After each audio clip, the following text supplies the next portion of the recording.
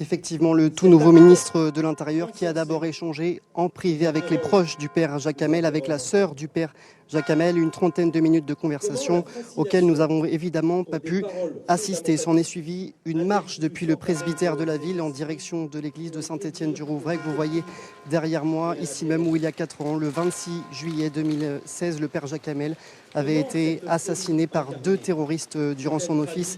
Évidemment, dans les rues de la ville, l'émotion est toujours très présente. Je vous propose d'écouter une habitante que nous avons rencontrée ce matin.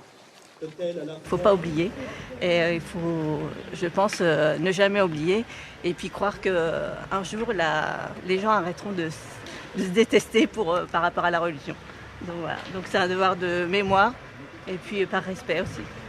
Même avec les années qui passent, pour vous c'est important encore d'être présente aujourd'hui ici Oui, voilà, importante. Alors on ne peut pas toujours venir mais voilà, il faut être là quand on peut, quand on veut, pour faire du bien, quoi. Voilà, puis pour se faire du bien aussi.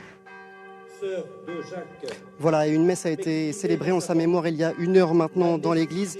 Monseigneur Lebrun a salué la présence des représentants des différents cultes avant son homélie. Donc voici quelques mots sous forme de mise en garde. Les assassins du père Hamel pensaient avoir raison et nous avons raison de penser qu'ils avaient tort.